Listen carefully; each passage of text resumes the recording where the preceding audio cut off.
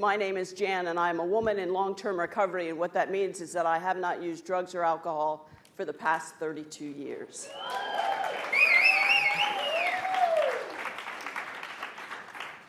So I'm going to do something that's a bit unusual, and for those of you who know me, you expect such. But I'm going to be a little bit of an antagonist as we go through this presentation.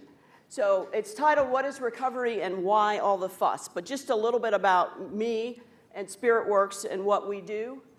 The mission of SpiritWorks is to educate, equip, and empower individuals, families, and communities on the journey from addiction to recovery. I also have the good fortune to serve as the chairperson for Faces and Voices of Recovery. What we do is we organize and mobilize the over 23 Americans who are in recovery by doing the things that it says up there.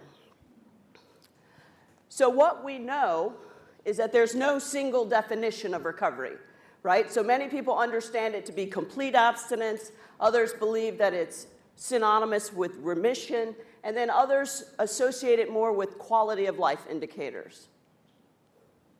And because of that, we have a tremendous amount of confusion about what recovery is. So I was playing around with this word map thing. And so we've got words like pathways of recovery. What's your context of recovery? Are you in recovery? Are you recovered? Are you recovering? Are you faith-based? Are you jail-based? Do you go to life ring meetings? Do you go to 12-step meetings? And so this really makes it so that it's very confusing when we're talking about recovery. And what it allows us to do is to say that other people aren't really in recovery. Their recovery doesn't count. Devin was talking earlier about how we put people down if they take medication as part of their recovery. And so one of the things that I know is that this has to stop, right? Because we're never going to make any advanced or forward movement if we can't come together on a shared definition of recovery, and so that we know what we're talking about when we say recovery, and so those that are studying us know what we're talking about and know what they're talking about when we're talking about recovery. So how did we get here? Right? For those of you who grew up in Alcoholics Anonymous in 1947, their recovery requirement for membership was a desire to stop drinking. So then we went from there to 1999. And some of you know CCAR in Connecticut. And they say you are in recovery if you say you are. And there are many people who don't like this definition of recovery. But I'm going to show you why it works. So in 2005, we had the Center for Substance Abuse Treatment, and they said that it's a process of change through which we achieve abstinence, we improve our health and wellness, and we have a better quality of life. So that was 2005, CSAT. And then ASAM came out in 2005, and they said that a patient is in a state of recovery when we've reached some state of physical and psychological health, so that abstinence from dependency is complete and comfortable. So we got that one. 2006, the Betty Ford Institute came up with another definition of recovery. They said that it's voluntary, that it's a lifestyle, that it's characterized by sobriety, health, and citizenship. You think we're done? No, here we go. William White, 2007. Bill likes to use a lot of words, so if you know Bill, again, it's an experience, it's a process, and it's a sustained status. So it's like, how can it be both of those two things, right? He's only talking about severe alcohol and other use problems. Very long definition. Didn't stick. 2011, we go back to SAMHSA. And they came up with a definition that is most often used when we talk about peer recovery support services, right? So for those of you who are looking to be credentialed, or those of you who are already certified as peers, this is the definition that is often held up in many trainings or in a lot of the curriculum. That it's a process of change through which individuals improve their health and wellness, live a self-directed life, and strive to reach their full potential. Here we go again. 2013, ASAM came out with a definition, a process of sustained action, and it addresses biological, psychological, and spiritual. So now we've got bio-psychosocial aspects of it. These are all definitions of recovery. 2014, some researchers who are pretty amazing people came up and they said that it's a dynamic process. It's about stable remission and supported by increased recovery capital, which is something that a lot of us talk about, and enhanced quality of life. And here we go. This is where we are today. Recovery Research Institute, in their online addictionary, has said that recovery is the process of improved physical, psychological, and social well-being after having suffered from a substance-related condition. So one of the things that they are doing in terms of that definition is they're allowing us to look forward, right, instead of only looking back. Many of the other definitions have us looking backwards. So this definition, though, how many of you have ever seen it? 1, 2. Right, so we've got a long way to go if this isn't one of the definitions that folks are familiar with. This definition comes from a tremendous amount of time looking at all of those other definitions and then coming up with this one. This one was also worked on with the help of many advocates and other people in recovery. So we were actually asked to participate on the front end of how we wanted to define recovery for ourselves.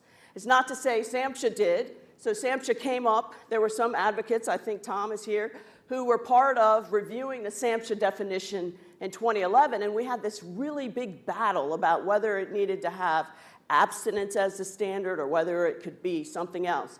And so they pulled it out all together. Made lots of us who are abstinence-based recovery people very angry. But we could see ourselves in there. And what SAMHSA was doing with their definition was they were combining it, right? So that it wouldn't just be addiction recovery, it would also be able to include mental health recovery. So which one is it? Let's talk about it.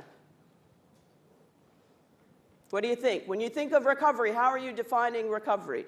Either for yourself as an individual, or for a loved one, or for the people that you're serving? How do folks define recovery? Anybody? Come on, y'all are sitting here for a reason. All of them. Progress, okay. What else? To sustain a life without drugs. What else? It's individual. What else? Peer-to-peer. What else? Healing. Meaningful life. It's a journey. Counseling. Healthy lifestyle. Community.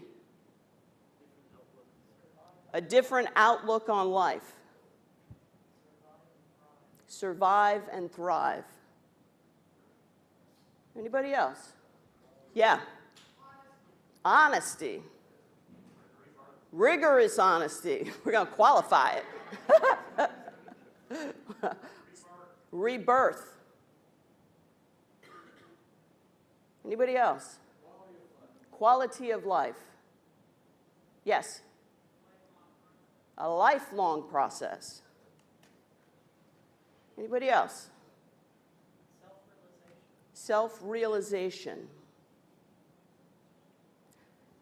So I had the good fortune, or not, to participate a couple weeks ago in what's called an opioid impact accelerator.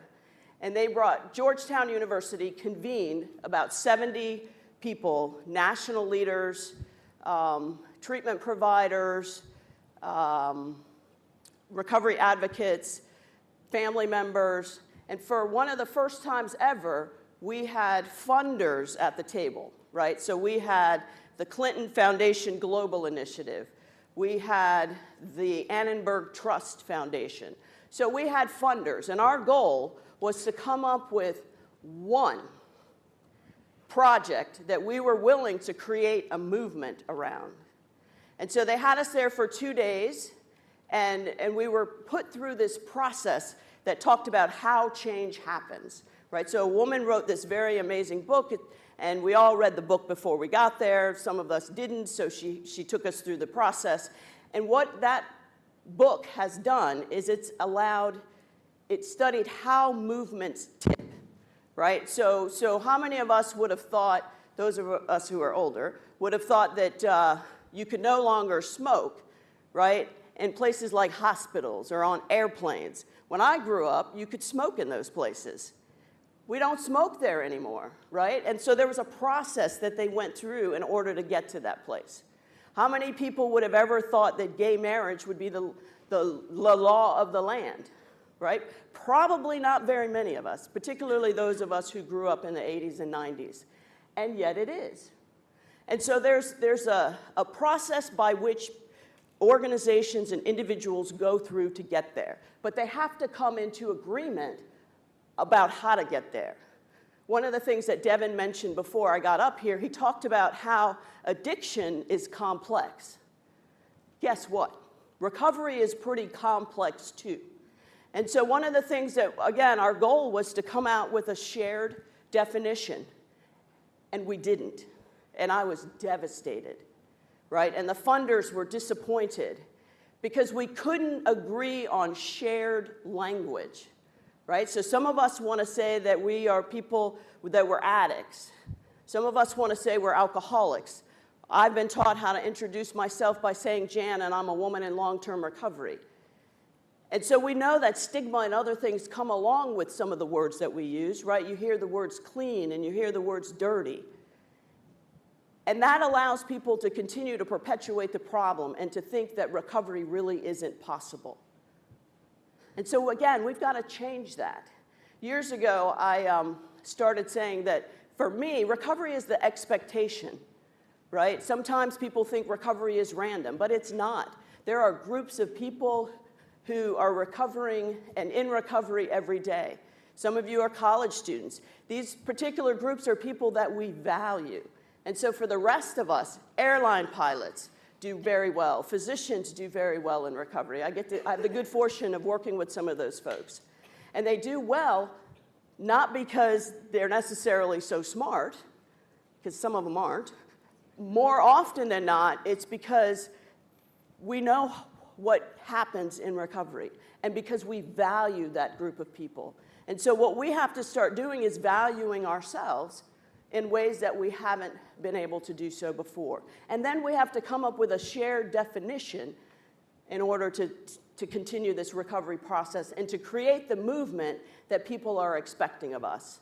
So how is it that we're going to tip this thing, this opioid death-related epidemic? They're looking to the recovery community to be able to do that. So I'm looking to you all to be able to support us in doing that. So I thank you. My last slide says it all. Got recovery? I hope so. Got hope. That's right. Got milk. Thank you very much.